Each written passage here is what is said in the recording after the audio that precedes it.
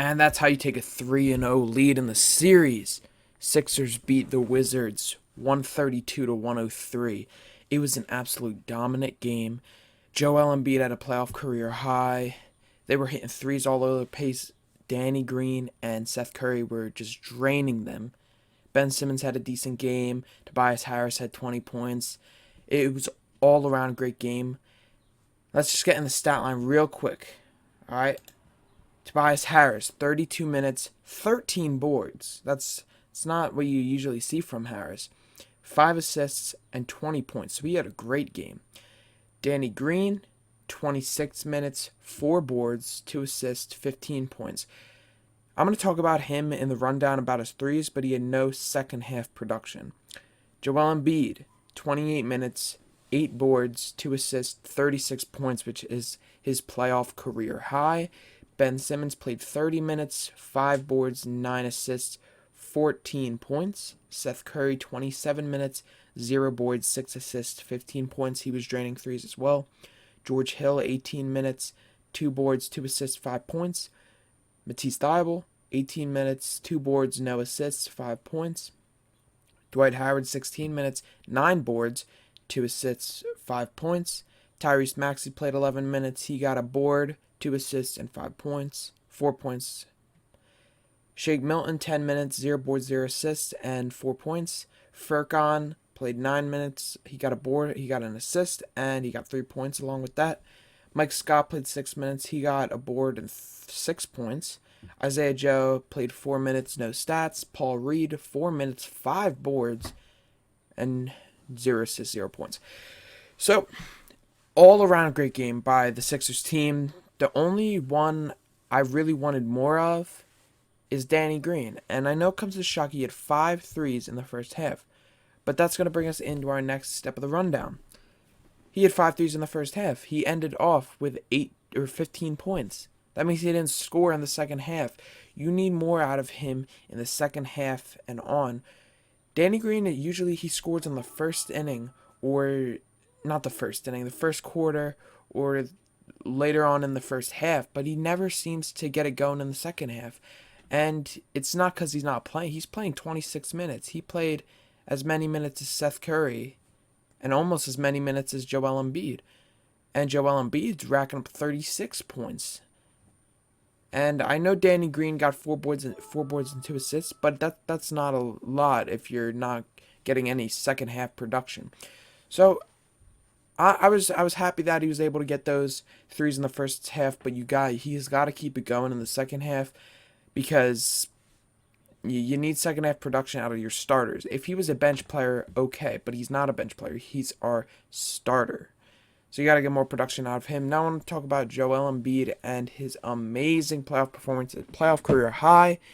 He let the Wizards fan know it. They were booing him all game, and I remember this was towards the end of the second half. He missed a dunk, and they were all cheering.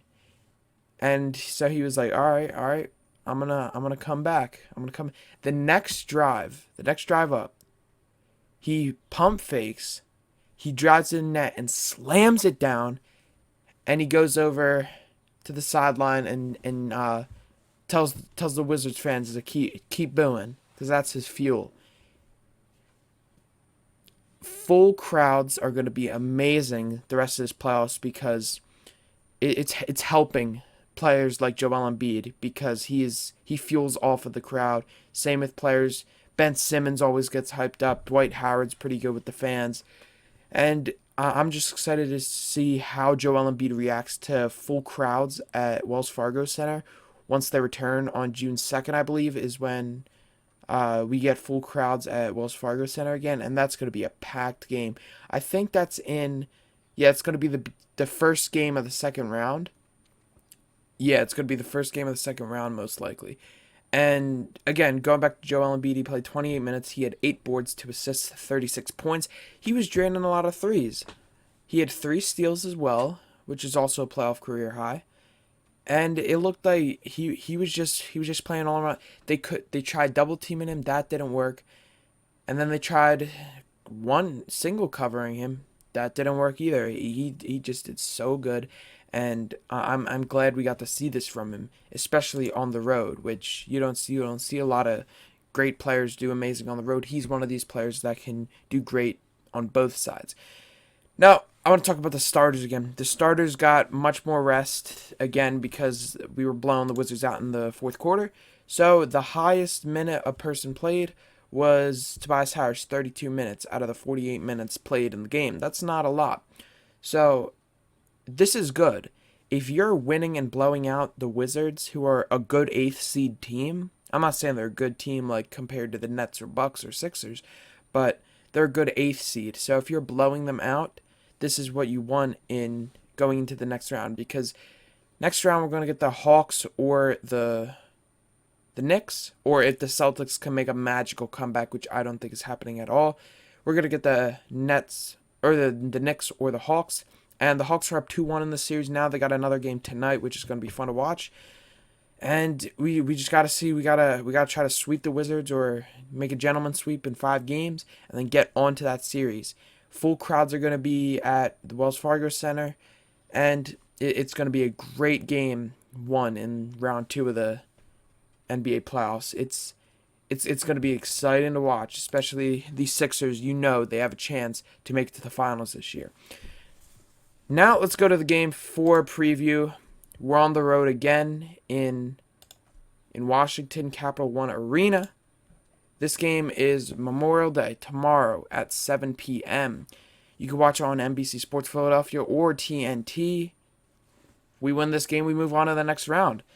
So there's not a lot to it. You just got to try to pounce on them early like you did.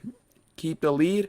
Don't play. Just play defense. You got to keep Bradley Beal under wraps. Let Russell Westbrook shoot threes. Let him shoot threes, because he's Westbrook.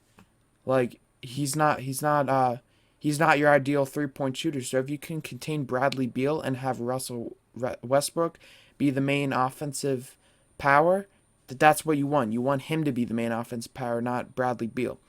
So that's going to do it for the Sixers rundown today. I had a lot of fun watching that game.